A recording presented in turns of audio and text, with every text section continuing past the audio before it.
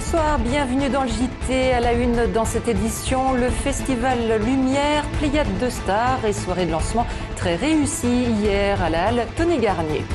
Le plan Vigipirate adapté à la menace terroriste, vigilance accrue à l'aéroport Saint-Exupéry. Enfin, visite au cœur du centre de reproduction de l'hôpital de Bron après l'attribution du prix Nobel de médecine au père de la fécondation in vitro. Il y avait du beau monde hier soir à la halle Tony Garnier. De nombreuses personnalités du cinéma avaient tenu à participer à la cérémonie d'ouverture du Festival Lumière et à l'hommage rendu à Stanley Donen. Ambiance hier soir, Jean-Marc Roffa.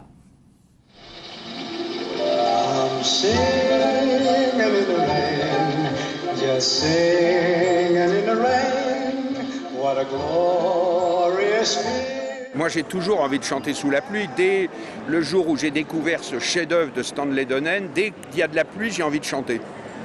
Il fallait bien ressusciter un monstre sacré du cinéma mondial pour faire aussi bien que Clint Eastwood l'an dernier. Le réalisateur de Chantons sous la pluie, Stanley Donen, marque de son empreinte de géant le lancement du second festival Lumière devant un parterre de stars. Tout le monde a ouvert pour moi et toutes les choses que j'adore, c'est dans le film Sing in the Rain. Oui.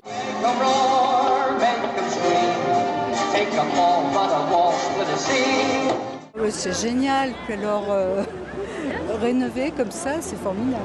Techniquement, c'est vraiment surprenant ce qu'on a pu voir ce soir.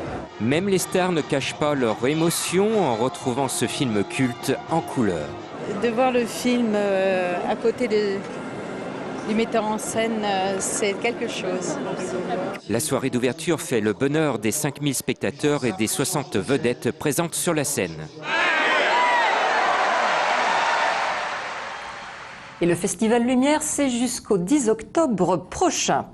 Les derniers cartons ont été emballés dans la journée. Les urgences de la Croix-Rousse emménagent dans de nouveaux locaux. Le service actuel a donc fermé ses portes ce soir pour les rouvrir le 8 octobre prochain dans l'après-midi, dans un espace bien plus grand avec 10 salles d'examen pour une meilleure prise en charge des patients, comme l'explique Émilie Deschamps, le chef du service des urgences.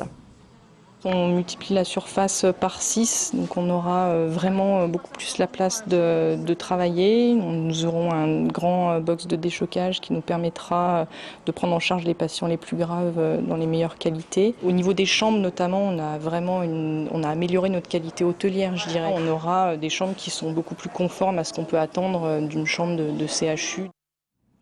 Peut-être s'achemine-t-on vers une grève de longue durée au TCL. En tout cas, la CGT a déposé un mot d'ordre national dans les transports de province, et ce, du 12 au 30 octobre prochain, en réaction au projet de loi sur les retraites. Une affaire donc à suivre. La police a procédé aujourd'hui dans le sud de la France à une douzaine d'interpellations dans les milieux islamistes. Face à la menace terroriste, le plan Vigipirate a été renforcé ces dernières semaines et la vigilance accrue dans les lieux sensibles. Exemple à l'aéroport Saint-Exupéry où s'est rendu cet après-midi Benoît d'Autriche. Patrouille ordinaire à Saint-Exupéry. Dans l'ordre, un officier de la police de l'air et des frontières et 3 militaires. Le dispositif est bien huilé. Toutes les zones de l'aéroport sont surveillées et examinées en permanence. Dans le jargon de la police, ça s'appelle une présence rassurante. Rassurer aussi bien les gens qui travaillent sur le site de l'aéroport que rassurer surtout les passagers. Notre présence fait du bien. L'objectif est simple, se montrer donc et surtout prévenir les risques. Principale cible de la patrouille, les bagages abandonnés. Est-ce que ce bagage appartient à quelqu'un ?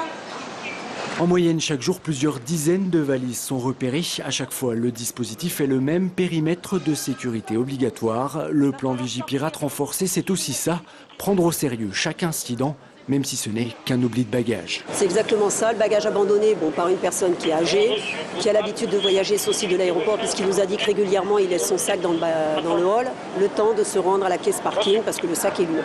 Donc là, on l'amène au poste de police et il sera verbalisé pour un bagage abandonné.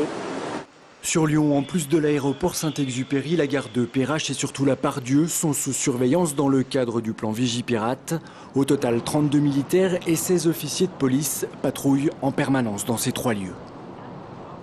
Le concert du groupe Section d'Assaut prévu au Transborder le 29 octobre prochain a finalement été annulé sur décision de la direction de la salle villeurbannaise. L'un des membres du groupe avait récemment tenu des propos clairement homophobes et tendancieux sur les pratiques religieuses. Les grands crus du Beaujolais investissent la ville de Lyon. Chacune des 10 appellations sera samedi symboliquement mariée avec l'un des 9 arrondissements lyonnais. Le 10e, le Régnier, revenant à la mairie centrale. Mais le Chenas sera ainsi par exemple jumelé avec le 1er, le Julienas avec le 4e, le Moulin à Vent avec le 8e ou encore le Saint-Amour avec le 9e. Objectif, faire découvrir aux Lyonnais ces vins souvent méconnus. Le président des Grands Crus du Beaujolais est au micro d'Éléonore Blagden. Donc c'est surtout refaire une image pour le Beaujolais, que le Beaujolais, il n'y a pas que du nouveau, il y a aussi des vins de garde.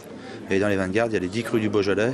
Et je pense que c'est vraiment qu'il faut que les Lyonnais découvrent, non pas redécouvrent, mais découvrent ces vins qui sont assez fruités, mais qui sont aussi très aptes à vieillir pour faire des très bons vins de garde sur les tables des restaurants. Robert Edwards, ce nom ne vous dit peut-être pas grand-chose. Il est pourtant l'initiateur de la fécondation in vitro et depuis hier, prix Nobel de médecine. Longtemps décriée, sa méthode de procréation assistée a permis la naissance depuis 30 ans de quelques 4 millions d'enfants. Et elle est aujourd'hui encore l'une des plus utilisées à l'hôpital mère-enfant de Bron, Leila Kessi. Longtemps décriée, récemment reconnue, la fécondation in vitro est désormais nobélisée. Le prix remis lundi à Robert Edwards, à l'origine du tout premier bébé éprouvette, vient ainsi récompenser plus de 30 ans de recherche. Au départ, les gens disaient c'est pas vraiment de la médecine. Maintenant, on n'en est plus là. Mais la reconnaissance avec un prix Nobel, eh bien, c'est quelque chose qui, pour nous, est extraordinaire. D'autant plus extraordinaire quand on se rappelle les réticences suscitées par cette nouvelle technique, et ce, même longtemps après sa découverte en 1978. Il y a toujours une connotation un peu presque religieuse dans les notions de fertilité et de stérilité. Certains se disaient, est-ce qu'après tout, il faut aller contre la nature? Sauf que les couples sont en souffrance. Des couples qui ont d'ailleurs désormais de plus en plus recours à la FIV. Chaque année, ce sont près de 1500 ponctions qui sont pratiquées à Lyon. Une technique devenue au fil des années de plus en plus performante. Il y a eu beaucoup de progrès depuis 30 ans. On est parti de la collecte de quelques ovocytes à maintenant des protocoles d'hyperstimulation qui nous permettent d'obtenir une bonne dizaine d'ovocytes en moyenne. Mais malgré ces progrès, aujourd'hui, seuls 30% des FIV se terminent en grossesse. Pour l'anecdote, le tout premier bébé éprouvette lyonnais est né en 85. Une jeune fille qui a pu donc, grâce à ces techniques, fêter cette année ses 25 ans. Enfin, c'est une nouveauté dans le diocèse de Lyon. Désormais, la communauté anglophone de l'agglomération peut suivre des offices entièrement en anglais tous les premiers mardis de chaque mois à l'église Sainte-Blandine à Perrache. Et c'est la fin de cette édition. Très bonne soirée sur TLM.